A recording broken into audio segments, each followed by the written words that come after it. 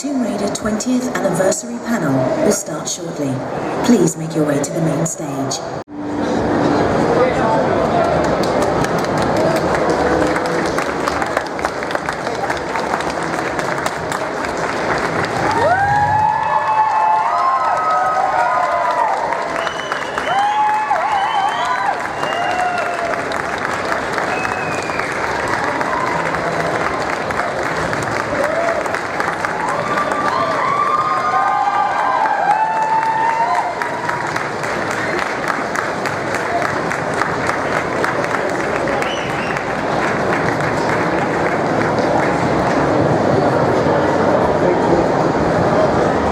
Missing a chair.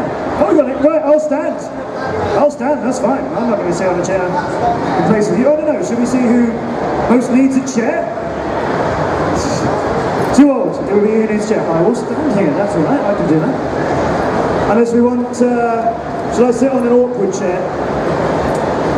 Would it look better, Swann, if I'm on? No?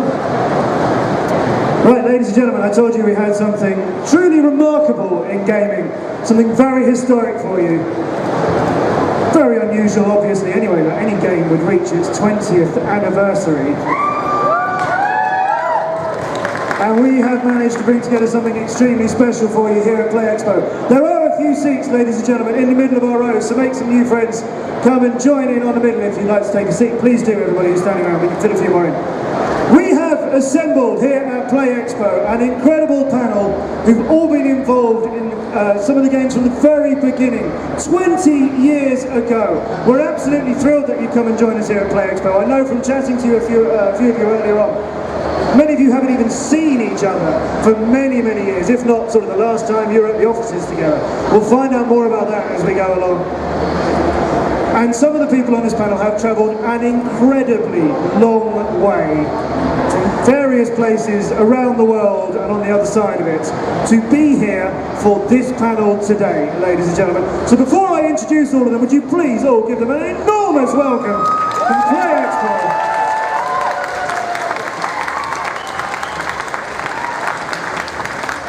We will work our way along the line, I think, and perhaps you can introduce yourselves.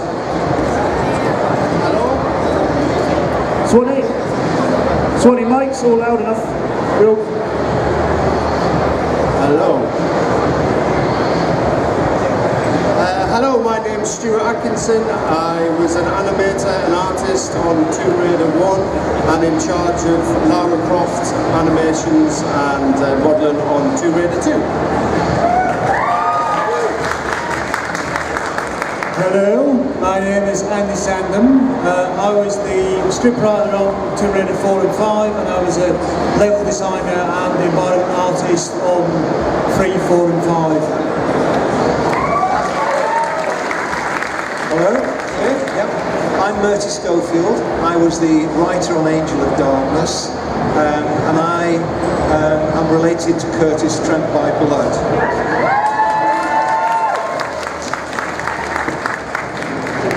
Hi there, I'm Gavin Romery and I was a programmer on Tomb Raider 1 and 2.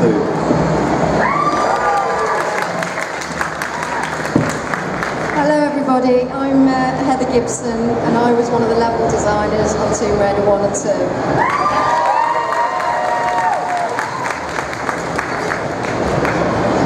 Hi, I'm Neil Boyd and I'm the other level designer that worked on Tomb Raider 1 and Tomb Raider 2.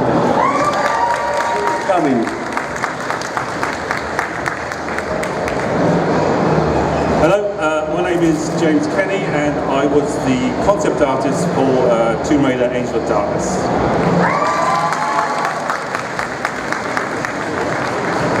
Hello everybody, I'm Nathan McCree. I'm the composer for the original music on Tomb Raider 1, 2 and 3. Ladies and gentlemen, our Tomb Raider 20th anniversary panel.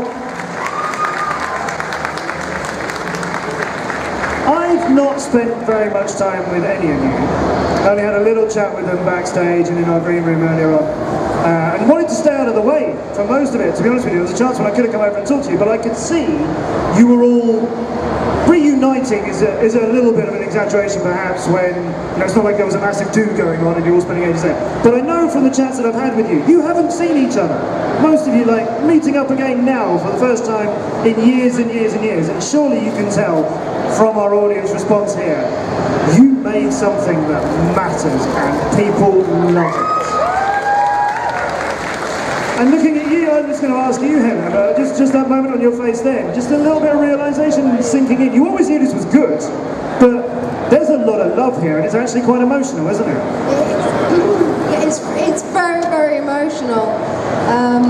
We worked in a very isolated environment, and we'd got no concept of how we could touch people when we create a game. To be honest,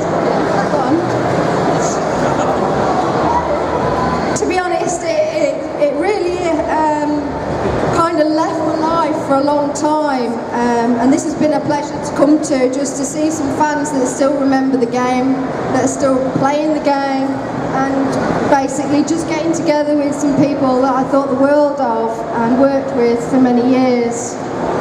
So yeah, it's a great experience. And watching those Croft Confessions, and thanks to everybody who contributed to them before the event, watching those Croft Confessions, there's a lot of really meaningful phrases there, a lot of real passion, and I know from some looks on some faces here and some yelps that we've had so far, of which I'm sure there'll be many more, and good, keep them coming. It's something we really give a damn about, isn't it, Play Expo? Lara Croft and Tomb Raider. We might as well be talking about the games industry in general for the last 20 years. So many things I could ask you about. Level design, character development, controls, working on different platforms, working on different generations of systems. No, we could do that in a gaming context, and all of it is applicable to what you started 20 years ago, which is absolutely incredible. But I won't keep on getting you big rounds of applause, otherwise our loving will get very little out of it. So we'll find out a few things. We're going to try and make this widely applicable, by which I mean there'll be some people in the audience who've played a bit of some Tomb Raider games and really liked them, maybe struggled to finish them, like me, and there'll be other people in the audience who want to know exactly what was in the box that you had to find in that light in a nightclub and so on, and certain specifics of levels and stuff like that. I know that we have all of those people in our audience. We'll do a little bit of everything, I think. There will be plenty of time for questions, everybody. We will have lots of time for questions at the end. I strongly urge you, as we always do on our stages here at Play Expo, if you've got any questions, really, really do ask them, because this is such a wonderful and unique opportunity to talk to people who are the reason we all come to places like Event City for a weekend of retro gaming. But let's go back then, 20 and a bit years, right back early on. So we'll go back to the early days of IDOS, we'll go back to the early days of Core. Who was around when the idea of tomb and raiding ever got floated? Who was about back then? Let's have a look. Heather, you were around? So this is the studio that made Rick Dangerous back in 1988, so that's God's, exploration and caves and things like that in it as well. You can see some of the heritage there. Tomb Raider, a massive step from all of that as well. Who was around when it ever became an idea? I wasn't actually around at the time, but the way that I've heard the story, which somebody else can probably expand on, is that Toby pitched it to Jay's during a round the table meeting, and he kind of said, let's do an Indiana Jones type character, and Jay said, don't be an effing idiot, you'll get sued. And that's it, that was the end. Thanks very much for coming, everybody. Really, so the first idea of it was like, we can't. Well, this is what I heard, but I don't know whether that's true or not, because I'm thinking Gavin was obviously there. So I was just saying that Gavin can't understand the word I'm saying. Did you hear me, Gavin? It's quite hard to hear up on the stage.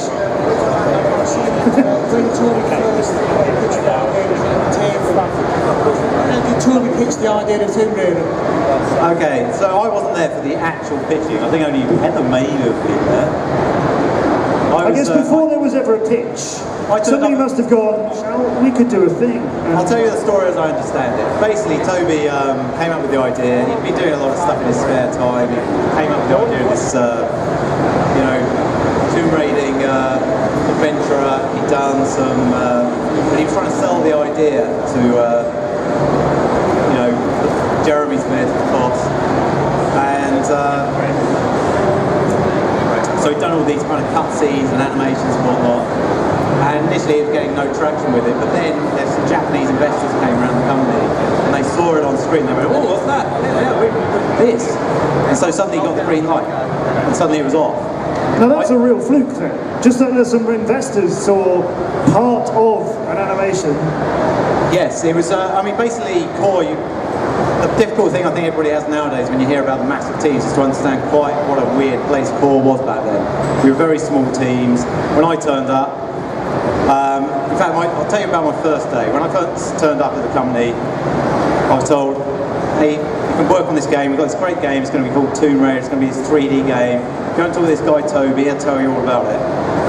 So I went and found Toby, and there was nowhere. We were in this old Victorian house, ramshackle place, and there was nowhere to go. There was no meeting room. So we sat on the stairs while he told me about the game, and he waved his arms around, going, "Oh, it's going to be like this. It's going to have this cinematic stuff, and these cameras, and slow mo during the." I was thinking, what? This is 1995. You know, this is just kind of crazy talk, and I was just thinking, okay, this sounds ambitious. These must be real ninjas I'm going to be working with. I wander in the room, find Heather and that sitting there, and she says, "Oh yeah, I worked on this Battletoads game and things. It's 2D. Never done 3D." I'm thinking, okay, and there's literally 4 people to start with, and you know, I went over that. Oh, and the best bit of the day ended with me going, "Right, so where's my computer?" And they went, "Oh, yeah, there's one on order. It'll be turning up in the next couple of days." And I'm like, okay, yeah, so I'm a programmer, and I'm supposed to be making this amazing game apparently. I don't even have a computer, and there's 3 other people. This isn't going to happen. But gradually, you know, Neil came on board, and we gradually started building stuff. It took me a few months, but gradually I started thinking, hey, this might happen, this might. But even then, none of us knew what it was going to become. So, you know, right to the end we didn't. We were kind of looking for anything in the news, any little article in a magazine going, "Oh look, they mentioned us, they mentioned us." So for us, when it finally came out and became a big deal, that was a real shock. That was a real shock. Oh, absolutely. When it came out and it was a big deal, it was a real shock. Yes. You had no idea it was going to be as big as it is. We got an inkling at E3 because they took one computer with Tomb Raider running on it, and they sent back pictures that show this massive crowd around it. But that was the first sign we got that it started to become something. I was going to say that the first time I think me and Stuart saw, Toby was in the room next to us, we went into the room to see him animating Lara, so we got him. So Lara was basically running about on this screen, me and Stuart were standing there. He showed us a couple of the acrobatic animations, and we were sort of totally, it was breathtaking. And so obviously we told Toby that it was a little shit, just so that we would irritate him. So that's kind of game development culture that as long as we made sure that Toby thought he was making a lot of crap, we felt quite happy. I'm just going to check, can we all hear at the back? I can't tell, you need to be a bit more graphically clear. Kind of is what I'm getting, we're having a bit of trouble with sounds. The mics are... Yeah, I think you've got to hold your microphone right up to your lips, guys. Like this. Somebody who's worked in music and sound knows how to point to microphone. They are very, very... they need close attention on microphones, I'll delicately put it, so don't be shy. Right, well, and also there's a lot of bleed from around the rest of Play Expo, but we'll make it work. So you, like you were saying, it's a small team back then, 6 people working a bit like bedroom coders. It's very much a house setup. It's not a massive development studio, not that many were sort of huge back then. Nathan, I read something that you once said, which was basically everybody chucked stuff in and made it work. Yeah, right back on the first game. That was my impression of what was going on at Core, you know. So I was involved. He was the musician, he was in the basement, he knew nothing. I didn't know what was going on upstairs. People used to come down and say, "Oh, we need some Star Wars music," or "We need some dance music," or whatever. And so when it came to Tomb Raider, Toby came into the studio one day and just said, "You know, look, I want some music for this new game." So we started talking about Lara Croft and her character and this kind of thing, and we decided together that, you know, English classical music would be a a good way to describe Lara Croft.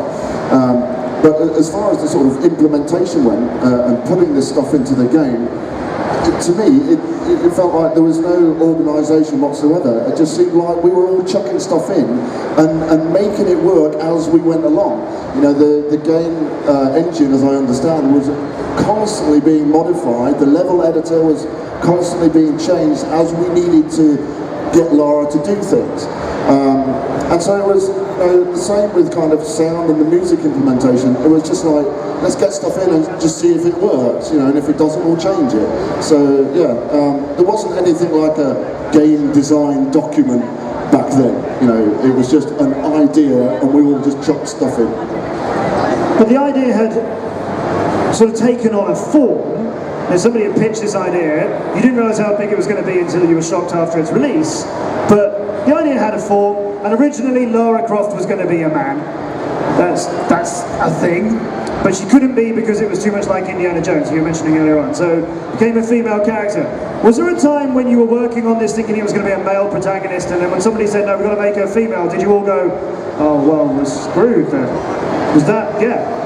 Okay, so when Toby came to Core, he'd already played a 2D version of Prince of Persia, so everything was male-led in the industry at the time.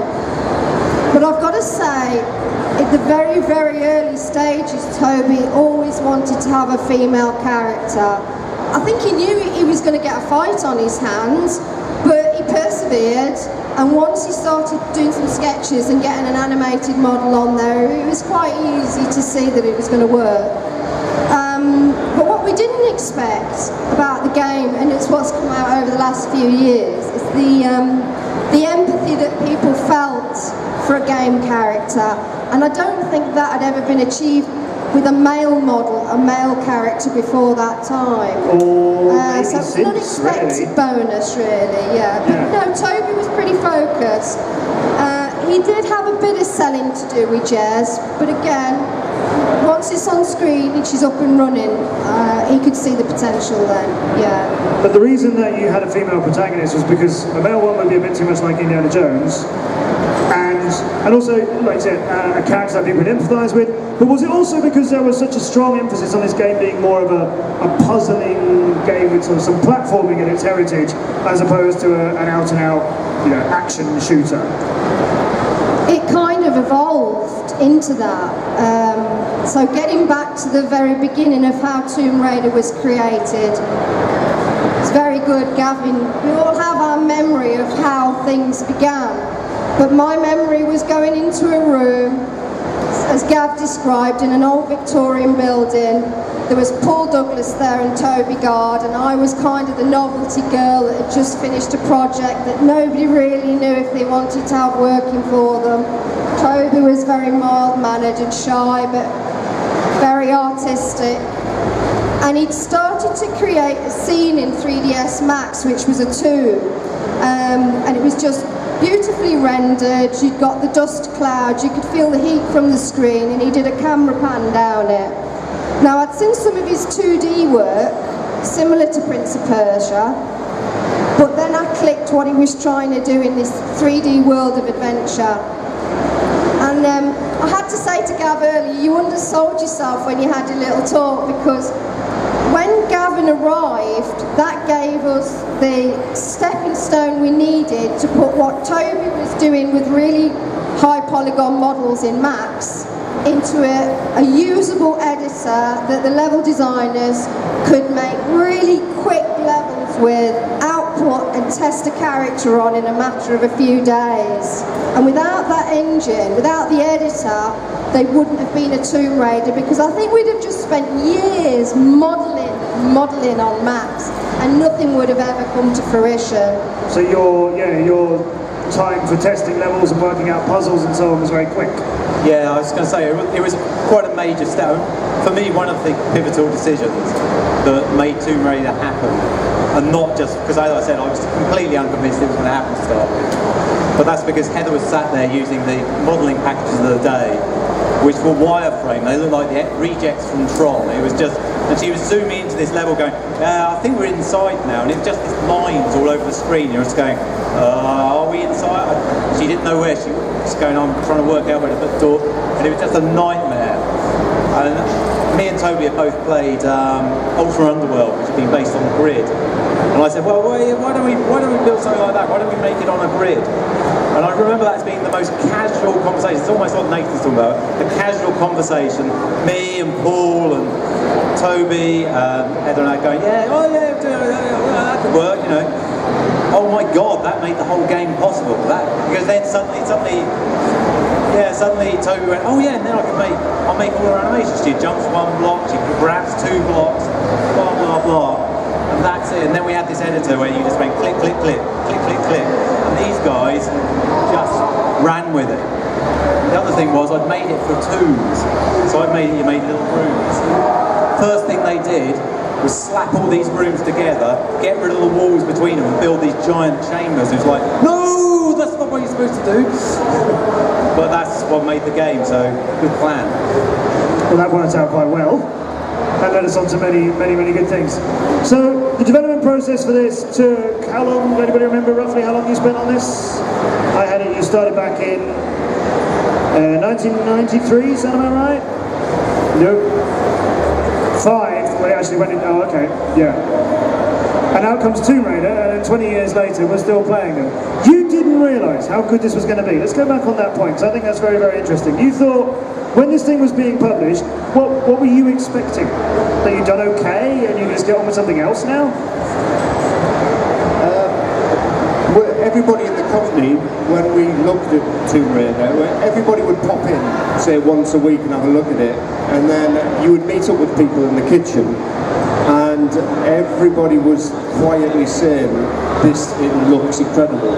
You know, we knew that technically what they'd achieved was amazing, the character was amazing, the levels looked excellent. They were doing something nobody had done before, the third-person action-adventure. You know, it was the start of all those types of games. I think everybody knew that it was going to do well.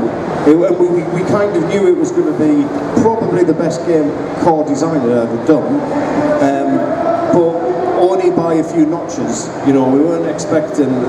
I think back then, a good selling game of ours was kind of about 40,000 units or something like that. And then obviously, I think Tomb Raider shifted more, like about 150,000 on the day it was released or something. On release day? Or pre-orders, I think, were probably. Did you have lots of pre-orders? 2-1, I can't remember. But obviously it went on to sell 5 or 6 million. So none of us could imagine that was going to happen. Yeah. We could imagine it was going to be an okay hit. You must have known pre-orders were coming in. You had lots of advanced sales. Well, back then, because everything was built onto CD, there was costs up front. There was paying for the packaging, the CDs, getting them in the shops. So even if you thought the game was going to do well, they still wouldn't pre-make hundreds and hundreds of thousands just in case it didn't sell. So I think what happened is, after the initial batch went out, they disappeared practically overnight, and I think there was a struggle to keep up with the demand for the rest of the year. As I said, one of the important things I do remember Toby doing was that he would always cherry pick. So he would look at other games and he would try and not steal, but he would adapt elements out of them. So Mario 64, he used to play that every night. So Toby was a big gamer, and he would sit. Obviously, I think these guys obviously were as well. But the point is that he was looking at all the tech, the latest tech, for instance, in the Quake engine, with the water effects, and he started adapting the game around that. So they were all adapting the game on the fly, from what I could see, which kind of taking all the latest technology and making sure that you were going to make the most forward-thinking product that you could. So I think that's another reason why it was such a success. So was there a moment when everybody who'd worked on it got together and went, oh wow, this is This has surpassed all of our expectations, and we're going to do some more of this now. Because the second one was already under development, wasn't it? You were already at least putting ideas together for a sequel, if not actually making... No! The second one was probably put into motion about 3 months after the release of the first one. Because at that stage, I think people just had moved on and was trying out new ideas. Toby Gard and Paul Douglas, the other programmer, and Gavin, had gone off to another room and were starting to work on other game ideas. And I think, obviously, once the game started selling so many copies, it was like, okay, we need a sequel. And then another team was put together, including some of the original team, and I joined them as well. And then shortly after that, Gavin was convinced to come back onto Tomb Raider 2 because we really needed his talents. There you go. You can take that with you. So yeah, I find that very interesting, that nobody who was working on this thing realised with everything they'd done and everything that was new in this game, there was going to be more of them, that it was necessarily going to sell so well that you need to prepare for that. Ideas, presumably, that couldn't fit in the first game maybe got carried forward into the second game. So a sequel is underway. That's back in 1997. And if anybody here is not happy about console exclusives, anybody who's looking forward to playing the very latest one, Rise of the Tomb Raider on PS4, but couldn't play it last year when it came out on Xbox One because of console exclusives, Tomb Raider 2 was an exclusive. Back then, Sony came along and this is a console exclusive back in 1997. That's how long console exclusives have been going for. So Sony very much believed that they had something, you had something very special on consoles, and they wanted that for themselves. So that's another big sort of shot of confidence, isn't it?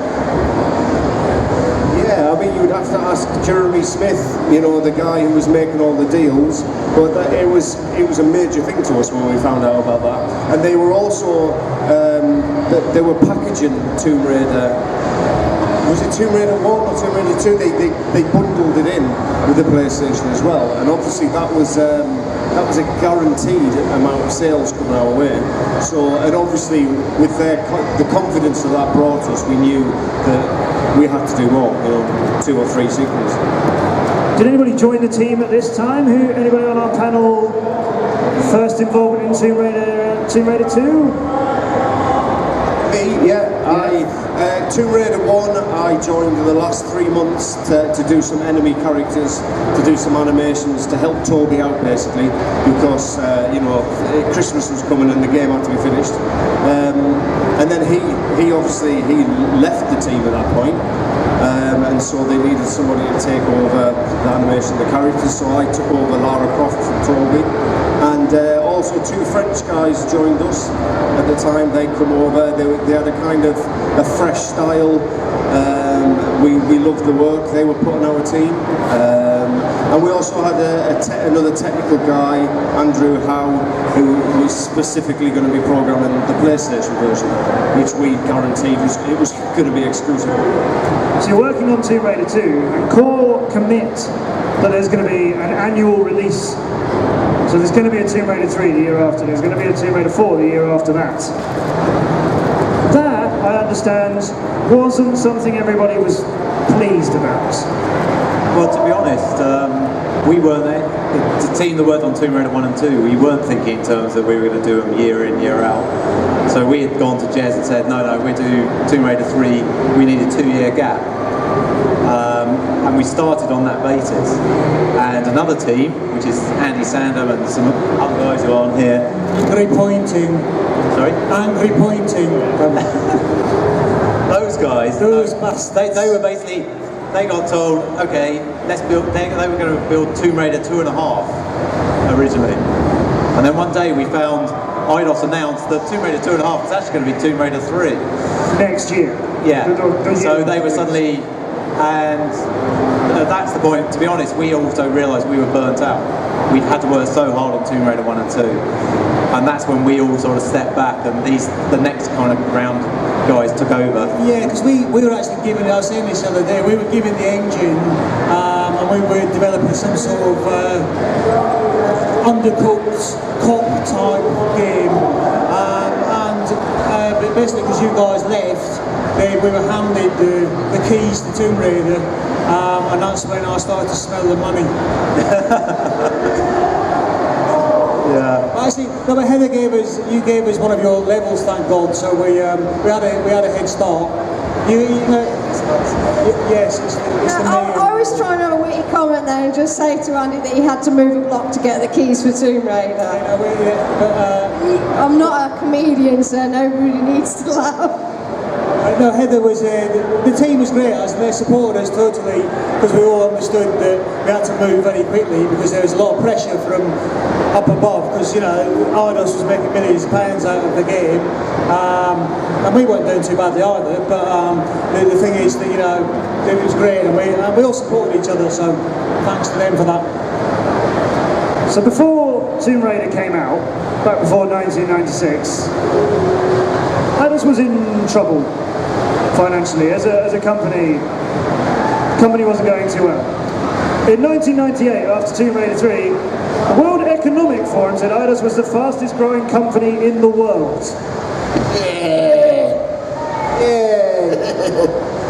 That is quite a turnaround. And at this point, I guess it would be helpful or appropriate to say, I know a lot of people are expecting Ian Livingston to be on this panel as well. He's not well, I'm afraid. He's had an operation and he was advised not to come, but we only found this out yesterday and we understand that everything has gone well. He's just been advised he's not able to come to this sort of thing so soon afterwards. So our best wishes and thoughts are with him, and apologies to anybody who was hoping to meet Ian and see him here as we were as well. But unfortunately that's where Ian is, but we wish him very well. So 1998, Tomb Raider 3 came out, PC, PlayStation 1 and a Mac. 1999, that fourth game comes out then, The Last Revelation came out. The PlayStation exclusivity deal ended. That came out on Dreamcast as well. Any Dreamcast players in Last Revelation? Yeah, I thought there might be quite a few. And all the games were well received. All the games were getting lots of good reviews. But if you look back over the reviews of those games, you can find a small recurring theme of the games are good, but it's like the last one. It's not moving with the times. They look better visually, they're improving, but they were sort of saying it's good, but it's good more of the same, but still good. That's a very bad way of describing some of the reviews. Positive, with a sort of nudge that we feel like we've done this before. So you tried to kill her? I killed her. You killed her. Well, that's the question I was going to go for. Who killed Lara? Yeah, no, we were getting very tired of Lara by Tomb Raider 4, so we had a little meeting as the team without Jez, because he would have killed us, and we decided to kill her, and we thought the most appropriate way was to bury her underneath a tomb or a pyramid.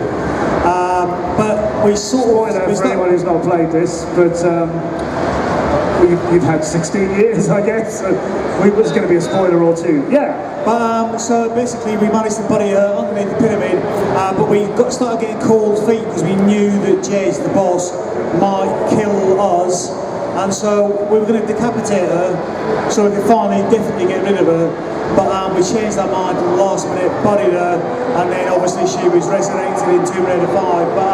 But no, it was a cathartic moment when we took the FMV sequence, was delivered to Jez, and there was a loud shout of fuck, and then we called into his office, and he said, "What the F have you done, you stupid bastards?" And we at that point realised we might have sort of overstepped our mark a little bit, but he began to realise that we were doing it because we were just getting sick of Lara, and obviously Lara, we hadn't actually decapitated her, so she came back again. But yes, that was for us it was a very cathartic moment to see her little hands slipping off the edge of that ledge. Yes. It's quite early in the afternoon for such a graphic moment before the watershed, isn't it? It's, well, we've done it now. Did you want to get rid of her to bury the Tomb Raider series with her? Or was it Lara? Well, I'm wondering whether you thought, okay, we've got to end this by killing off Lara, but then we might make more games of this ilk, perhaps under a different brand, perhaps under a different name. Did you ever consider making Tomb Raider without Lara in it? During about 98, 99, I think it was, some spin-offs were considered. So there was a Lara Croft racing game that was considered, and a one-on-one fighter, you know, with the casts of characters that had been in the game. So they were thinking of not killing it off totally, but maybe he's taken her in a different direction. And thankfully, nobody made one. Lara Croft's racing game. Yeah, Lara Croft karts. Croft karting. Okay, good. God, what have we done? But your first game, the first Tomb Raider, the cover art for that, Tomb Raider! And at the bottom it says, is it, check so I'll make sure it's getting absolutely right, featuring Lara Croft. It's on the cover art. At the top, I don't know if we've got the graphic for that, we'll try and find it later on through the Croft Confessions again. The cover art for the very first Tomb Raider game, Tomb Raider at the top with a big logo, featuring Lara Croft are the words on the front cover at the bottom. You must have realised she was something. This wasn't just a great concept for games, it was going to revolve somewhat around her. I don't think we did. The marketing department at IDOS did, and that was one of the things that really wound Toby up, to be honest, because the whole game, he thought of it as like a movie, and he'd done movie posters and stuff to advertise the game, and he'd really got it all thought out. And obviously during the game, we'd all been sat in our little room making this game, and we'd had complete creative freedom all the time. And then suddenly it got to the end, and IDOS marketing stepped in and went, nah, who are you? No, we don't want any of this. We've got it all sussed. And the reality was they did realise Lara was something else. We didn't really see that. And they put that, because we looked at the box and went, what? No one's ever heard of Lara Croft. What a stupid thing to put on the box. But they knew what they were doing. Now that you mentioned movies, it kind of makes more sense why it's at the bottom, where it is like a film poster, like those very, very, very tiny rows of names that you get on the bottom of film posters. So that's what they were trying to deliver. So you created this gaming franchise, but you created this iconic character as well. And then they carried on together, of course. I still find it amazing that at the beginning, it's so impressive that these things have carried on for so long, and you didn't realise how we were going to be here. I think you know what happened really was that, you know, it's like anything, like a movie or any game or book or whatever. When all the pieces come together at the right time and all the pieces are right, then you get a big sale. Okay, then you get a successful product, and that was just what it was. You know, we all put our little bit in, and it just so happened that all the pieces fitted. And I think that's why none of us as individuals really realised that it was going to be a success. We just kind of struck it lucky together as a team. We struck it lucky, and you know, the character of Lara Croft and her history and everything, all the pieces knitted together. And you know, we were very fortunate to be a part of that, and I'm really glad that I met these guys and had a chance to work with them, because we really, really did have a good time doing it. One of the things that I actually forgot is that as I continued my career in development, that I assumed all teams would get on as well as we all got on. But you know, we all really understood each other for the most part. Obviously, we got some menus occasionally, but so we all got on really well. But I assumed that each team you work with in game development would be as close knit.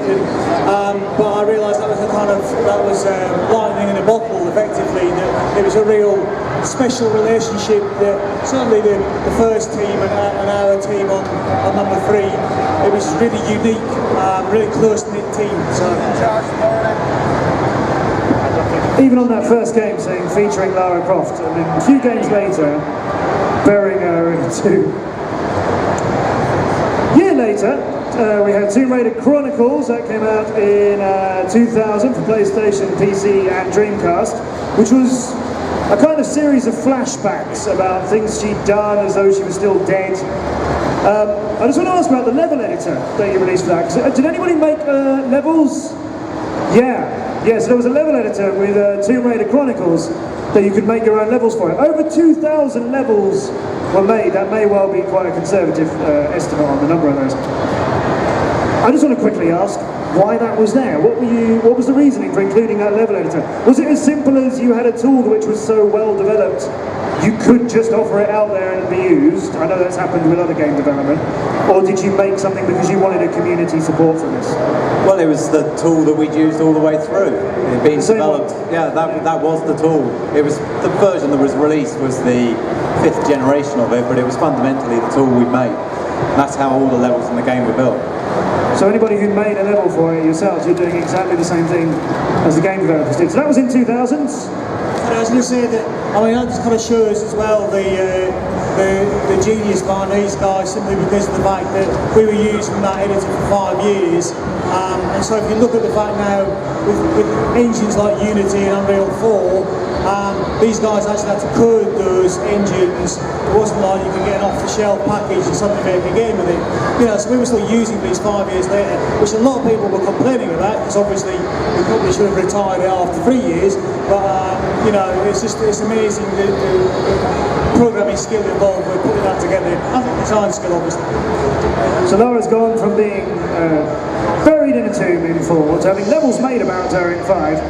But the team got split back then, and some people went off to work on the 6th game, Angel of Darkness. Where are our fans for Angel of Darkness? Woo! I think it's important that we make sure that we show some love for that, because we know that game, review-wise, not as happy as you may have hoped. And Bertie, you can join us now. You had done some dialogue work previously for Core. You were asked to come in and maybe help out a little bit with this. And when you first got involved with Angel of Darkness, it wasn't going well.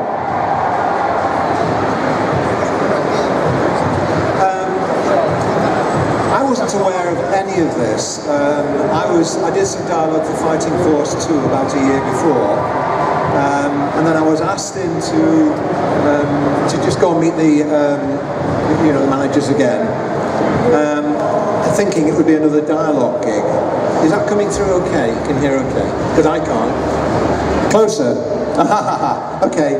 Should I say it all again? No. So I was asked, well, do you have any ideas at all for a game? What we want to do is, there's a sense that we're repeating ourselves. It's incredibly successful. Everybody's happy with it. Fans love it. The people working on it love it. But they're getting a bit tired. That's what I was told. There's a sort of a sense of tiredness about it. We think we need something new to boost it. So is there anything that you think you can give us? And I'd spent years previously travelling around in Turkey and doing a lot of research for my own project, Shadow Histories. Thank you.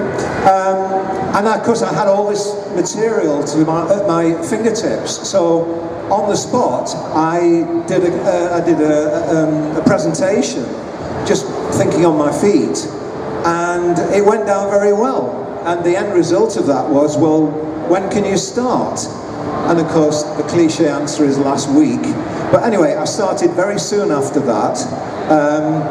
And what was the brief was, we want something new and vital and fresh and exciting, but not to lose any of the qualities of Lara. And I was obviously going to be very respectful of that, because who's going to mess around with that? It was very, very powerful. Nobody messes around with Lara, except for Chuck Norris.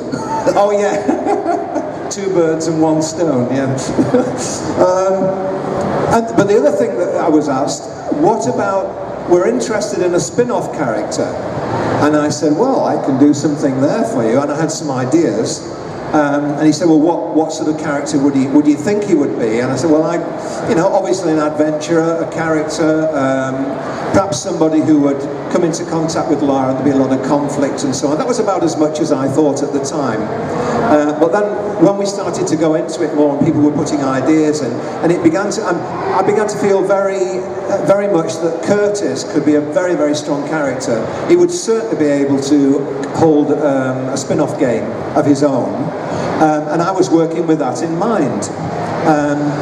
And it was all going very well. It was all going well. People were very responsive. I was, using other people's ideas, using my own ideas, putting them all together. For a lot of it, I was mixing other people's ideas together and seeing what we could keep moving forward with. But my main responsibility was story. I didn't have anything to do with the level designs or whatever. We had concept artist James, extraordinaire, so I worked very closely with James, and it just began to move forward. Yeah, James, let's have you join in on our panel now. So you joined during Angel of Darkness as well? Well, I joined Core, I was recruited I was in college in Dublin, I was doing animation, and they recruited myself and a number of other people at the time. And then they asked me, basically, obviously they were going to continue the Tomb Raider franchise onto the PlayStation 2. They had no intention of killing her off, regardless of what anybody wanted, because obviously it made so much money. And they just asked me to sit in a room, and this was before the whole Angel of Darkness had even been thought of, to sit in a room and come up with ideas of what Lara could be doing in the next kind of generation. At some point there was myself, Mark Donald and Peter, who were kind of tasked with coming up with this new game at the time, which was an interesting proposal, particularly because I'd never worked in a game, made a game, done anything like that before. I'd a fine art graduate and worked in animation, or studied animation, and so we were kind of having all these loads of random ideas, but we had no way of coalescing them, and it wasn't really going anywhere until the Mercy became involved and managed to kind of bring everything together in a sort of more cohesive fashion. But it was, it was enjoyable. It was certainly an enjoyable experience for me, simply because I was allowed to. It was that time in my life where I was really allowed to just play and come up with ideas. But it was, a nightmare in the end. Right. I think. And it's an important game in the series. It was the last one made by Core. And a lot of people have got a lot of love for it as well, and your new character, Curtis, that went down well. Spin-offs though. Spin-off games for Curtis Trent. I mean, why didn't it happen? Yeah. Would anybody have liked to have seen more of Curtis Trent? Yes. I would too. I'd give my left leg, possibly my right leg as well, to see a Curtis game. But did it come anywhere close? Was there a plan? Was there a draft? Was there a storyboard at all? These are the questions I get asked a lot. Of course you do. And I'm not the only one who had ideas for a Curtis game. But there was one guy in particular, he went off and worked like crazy and came up with some really good Curtis Trent ideas, almost as good as mine. But that never got an airing, and when Angel of Darkness didn't really move the way everybody wanted to and hoped it would, the whole thing was shelved. But of course the key thing was, I'd originally been asked, can you come up with a storyline that will go over 2, possibly 3 games? And I worked on Angel of Darkness with a view that the second and third game would be following on. So I was putting a lot of material into the first game that kind of made sense, but would have been much clearer when you get the pickups in game 2 and game 3.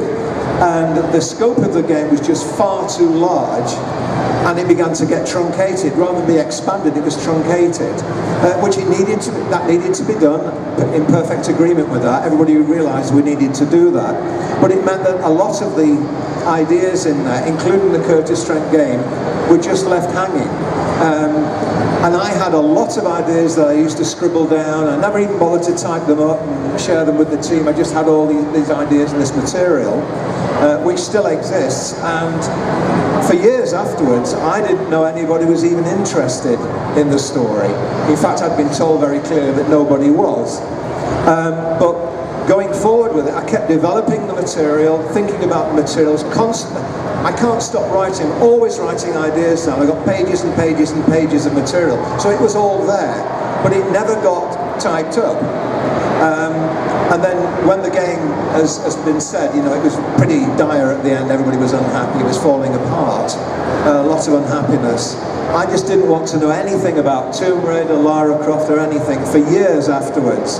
And it was only after a long period I began to realise people were trying to get in touch with me and say, oh, hey, you know, we hope you'll reply to our emails and so on. The major ones at the time were the Curtis Trent Estrogen Brigade. I don't know who you are, but so they were saying, no, we want to know the information. What was going to happen afterwards? And I said, well, you know, sort of a few ideas here and there. But in the last year, there's been so much interest, and with the excitement about 20 years of Tomb Raider, there's been so much connection. I've been having people getting in touch. A lot of the things that were scrolling at the beginning about how much it had meant to people was beginning to get through to me by various people that I trusted.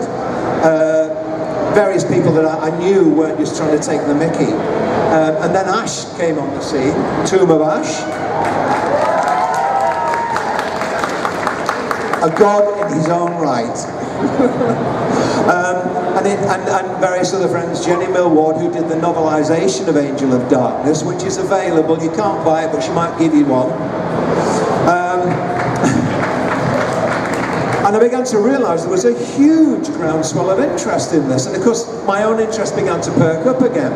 So I began to type up some of this material for a possible Curtis Trent game, some characters I'd had at the back of my mind to develop further, which is now pretty well developed. And then Megan Marie got in touch for the 20th anniversary book, and she interviewed me, and I gave her a lot of the material, and she said, okay, that's great, that's really exciting, everybody's going to be killing to hear about this, but can you sit on it until the book comes out? And I said, what? When does the book come out? And she said, well, it's in October. Holy, all right, okay, so I gave my word. And so all this material, I've been actually putting stuff out which has got clues disguised and various things. If you put them together, you begin to get a sense of where I thought the next games could go to. I know a lot of people have had ideas of their own, and good luck, everybody should.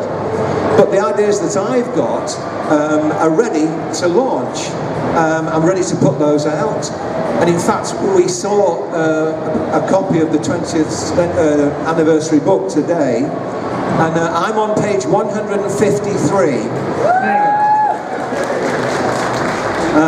We'll leave Curtis there. Sorry? We'll leave Curtis there. Just quickly, the thing is that when so this team basically were doing a year of research on the PS2 while we were finishing Tomb Raider 5. But the thing is that we didn't really know the ins and outs of the PS2.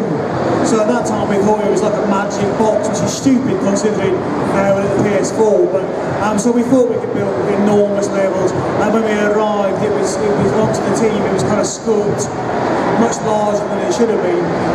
So it's kind of, I think it was to do with the architecture of the PS2 was relatively complex, and we had to rebuild all the tools, which is one of the failings of Angel of Darkness. Yeah, that was the issue with the game. Angel of Darkness wasn't. I mean, it was very well written, very well constructed conceptually, but it was the games that we made for the PlayStation had been made by a very small, very tight-knit team who knew exactly what they were doing, and the issue was simply the development for PlayStation 2.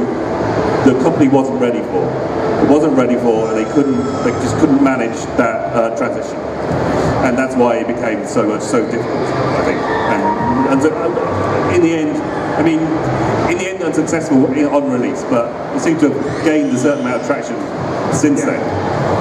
Now in 2003 we had the second Lara Croft film, two of those, both with Angelina Jolie, of course. We had Lara Croft's Tomb Raider and Lara Croft's Cradle of Life. We've had games on Game Boy Advance, we've had some other little spin-offs as well. So let's talk about Lara, or as you were going to call it, Laura Cruz. Yeah.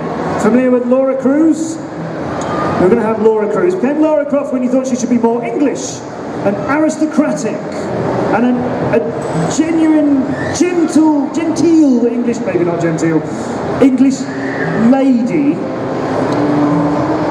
Why? Classic Lara had attitude.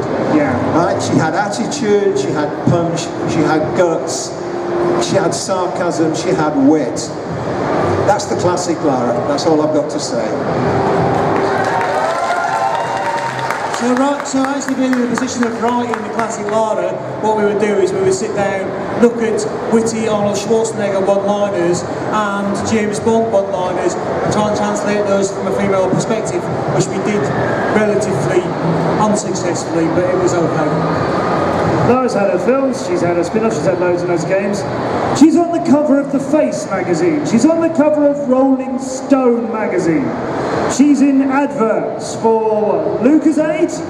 I can vaguely picture Lucozade, I can't quite see it, but there was a Lucozade commercial. Sayat? I think Sayat did something with her as well.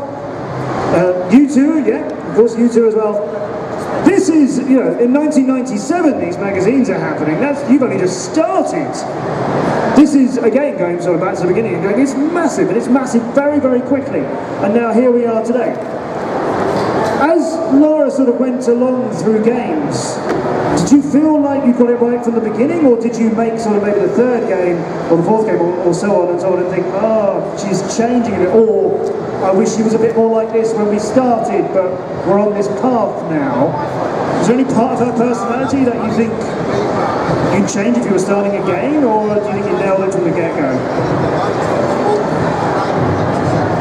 Yeah, she was basically, she was quite austere from the start, so it was really a case of when I was put in a position of writing Lara because nobody else wanted to do it, but so I was writing Lara as a kind of austere, cool female character, so I mean these guys did it pretty good, and Vicky was writing on the first game, and I think she basically did a really good job of creating that character, and Vicky had a big say in the English Rowles type character. Oh look, I can hear myself now, yes.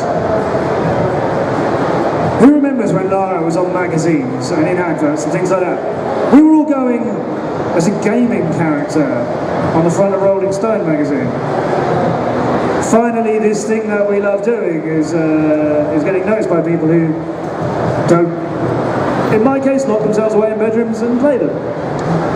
That was really special to us, wasn't it? That was the time we were going, yeah, gaming characters. Yeah, we already knew about them. We've been playing with them for years.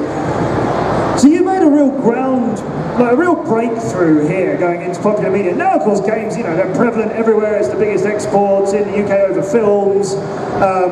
It's been a huge industry in the UK in particular for many, many years now, bigger than our film industry. And we're used to seeing games as part of our culture now, and esports is kicking off. Not huge in the UK, but massive in other countries, getting bigger in the UK. Games are here to stay now, and so much a part of our daily lives. You know, such a vast proportion of the population now playing games every single day on a mobile, but maybe for some people that's the only games they play. This is all good. You were very, very instrumental a long time ago in making any of this happen with a character that is still around and much loved now. That's a real transcendent thing. That's something that's staying for a very, very long time. When you see things like the reboot that came out in 2013, who sort of started the storyline again, she's quite different in that. Again, I don't want to give away too many spoilers, but it's been out for a while, and if you haven't played that, really, really should. She's a lot more vulnerable in that. She's learning her sort of skills during that first game as they're shipwrecked. Do you like the way it's been rebooted? I have to ask. I'm very interested to know. I'm going to say something about this because I think, you know, it's very difficult to compare the new reboot Tomb Raider games to the classic Tomb Raider games, and I don't think you should compare them. You know, I think they're two separate things, and you know, you should look at the reboot games and just say, do I enjoy this experience? You know, is this a good fun game to play? And if you enjoy it, play it, buy the next one, you know. But I think to kind of say, is this like the classic Lara that I know? I think that's a bit of a mistake, because it's a completely different studio, completely different people that are on that team, completely different marketing team. You know, it's a new monster, if you like, and it's very difficult to compare those two. I think you've just got to kind of sit back, enjoy the classic games for what they were, and celebrate that, and look at the new games and enjoy those for what they are.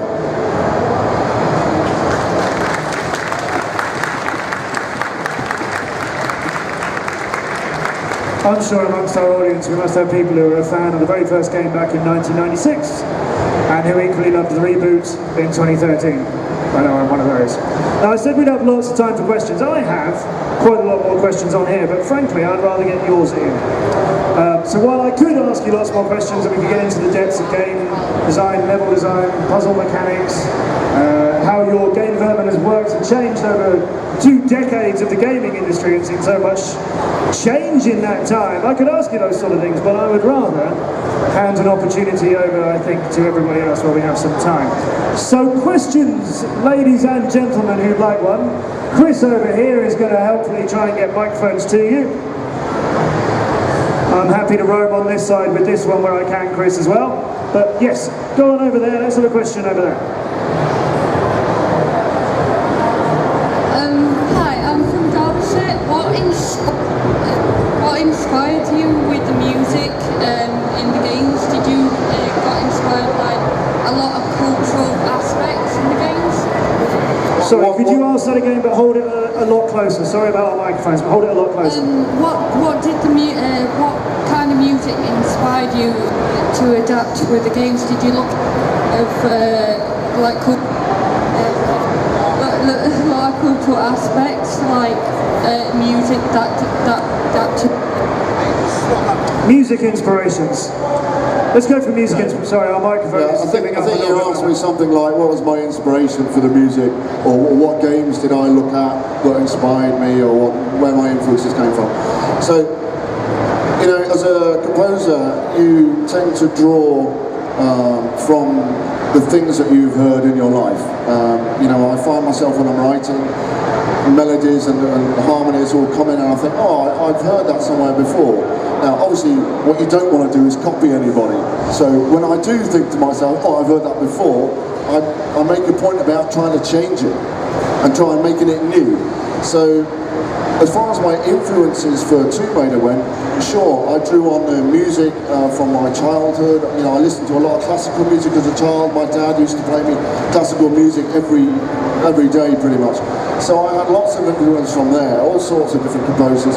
But also, you know, I'm really into, you know, modern electronic music, pop music, rock music, heavy, all sorts of stuff. And I think most composers will listen to everything because you draw from that, you draw your influences from the things that you've heard. Now, apart from that, it's about stylizing the music to describe whatever project it is you're working on. In this case, the idea was to describe Lara Croft. So I talked to Toby quite a lot about her character, you know, what she was like as a person, the kind of she would like, the kind of things that she would listen to, and I basically just tried to describe her with the music. And one thing that I felt was missing in games was emotional content. You know, most of the games that I previously experienced were either had very bombastic battle music or, you know, driving electronic dance music. And I didn't feel like there was any emotional content in games, and I felt there was a space for that. And Lara Croft and Tomb Raider gave me the opportunity to put that emotional content in. So I tried to add some sadness, some loneliness, and also some beauty to describe her character. So, you know, most of the influences from that sort of, for that music, came from Lara Croft's personality. Thanks very much for that question as well. We've got another question over here. Hi, I'm Jenny Millward. Thank you for the shout out, Mercy, that's really kind of you. My question is for all of you who are sort of involved in coming up with the original locations and cultures for Tomb Raider. We've been all over the place with Lara, we've been to Egypt, Peru, India, even Area 51. Are there any areas or cultures across the world that you would love to have taken Lara but never got the chance, or thought about after the game had come out and you wanted to do a hypothetical Tomb Raider game? Where would you like to take Lara? Oh, right. Thanks for the question. We're trying to deliberate, first of all, why those particular countries. And I think it wasn't depicted by the story.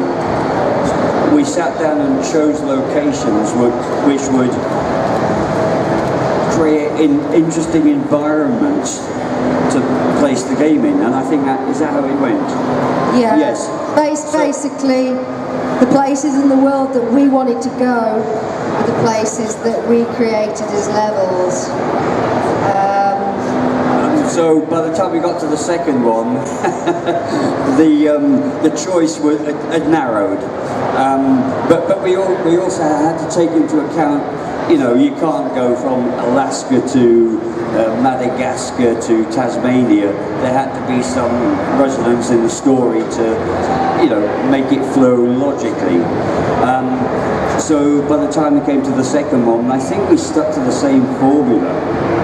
And I think what you don't want to do is have very similar environments, because the beauty of finishing a level or a section, you want something new, and if you're, it's another snow level or another, you're a little bit disappointed, and that's what we try to do, inject variety into the levels.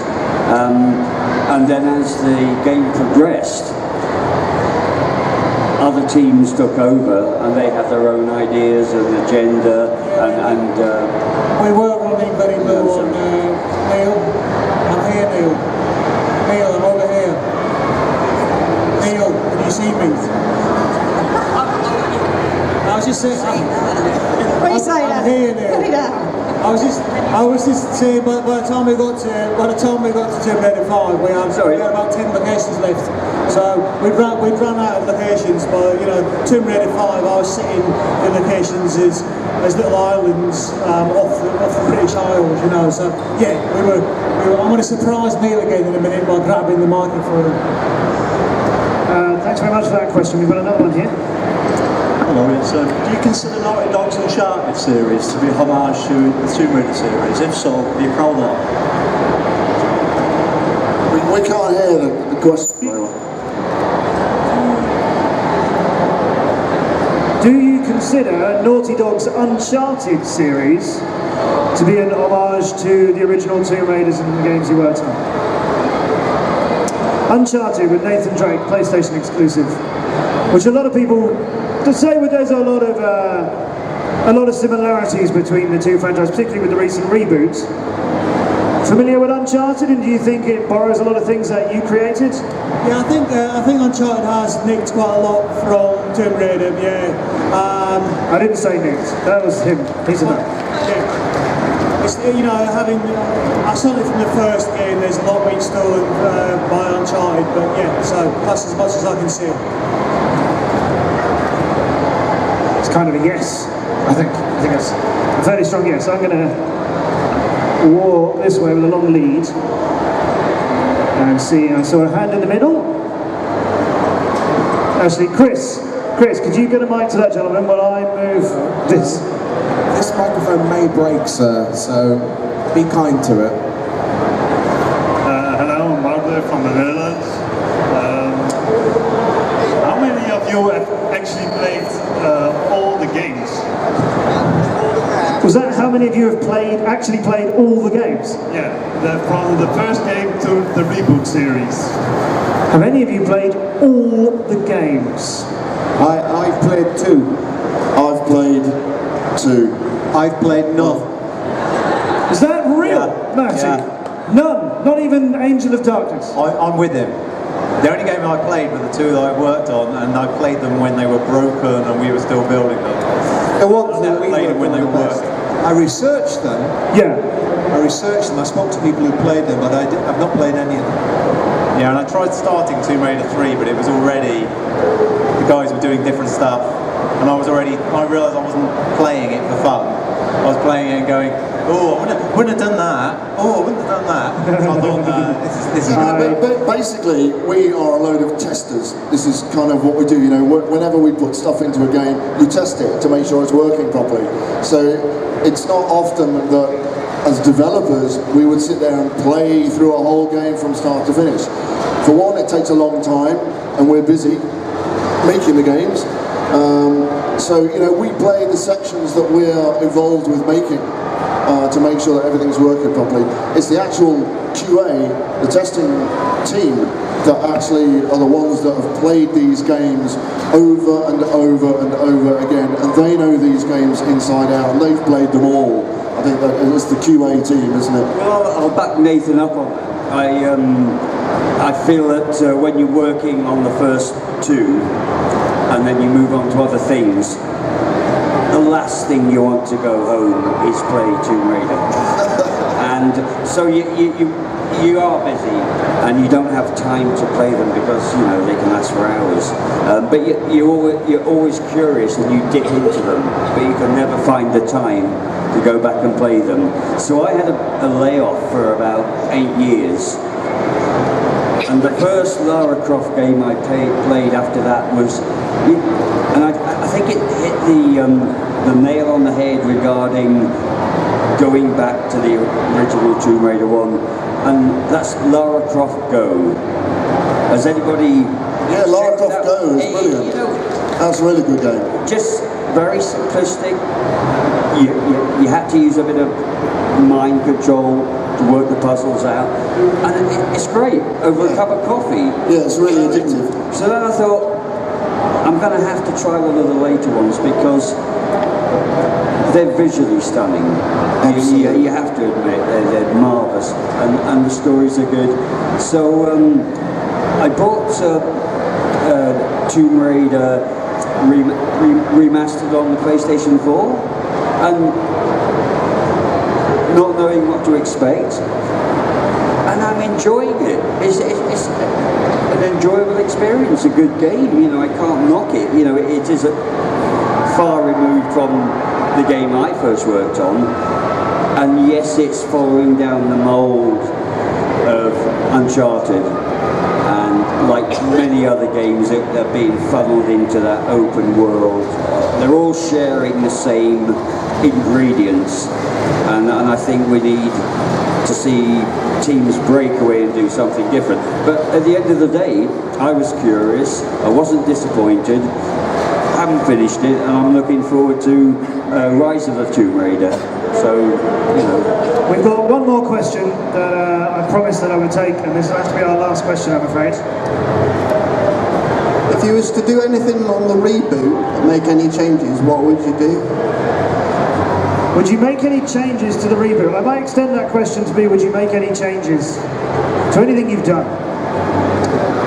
Would you change anything if you could go back? Is there a design decision? Anything you'd change about Lara or anything about the earlier games? Yeah, I would delete the submersible out of Tomb Raider 3. Hello, can you hear me? Yeah, that's what I'd do, Nathan. You would take... I would delete the submersible out of Tomb Raider 3. That level made people weep. Anybody else? Neil was renowned for making kill traps in most of his levels. Do you remember those, Gal? And he would do it so if Lara went down a slope, she just died instantly, and you never got time to actually figure out you were going to die before you got to the bottom of the slope. And I can remember a few occasions when, as far as not changing something, but having to change something. Neil used to think it was really funny to do this, and I do remember Toby and Gav saying, because, you know, let people have a chance. Don't kill them first, let them at least see that they're going to die, hit the spikes or get hit by the arrows. Well, what he said to me was, I don't believe in unexpected instant death. You have a you must have a chance to visually see what's going to kill you, or so you have the chance to avoid it. And I disagreed with him, and then I agreed with him when he said he was going to sack me. Perhaps you best not play the reboots, because there's a bit of that in the reboots. And bringing us up to date, of course, Rise of the Tomb Raider 20th Anniversary Edition will be out very soon from Square Enix on PS4, and there's a fabulous art book as well, which is well worth a look at if you can get hold of that. But we're going to have to bring this 20th anniversary panel to a close, ladies and gentlemen. Thank you so much for your attention, but would you please show your appreciation here for Nathan, Stuart, Heather, Andy, Booty, Gavin, Neil and James, the Tomb Raider 20th Anniversary panel here at Play Expo.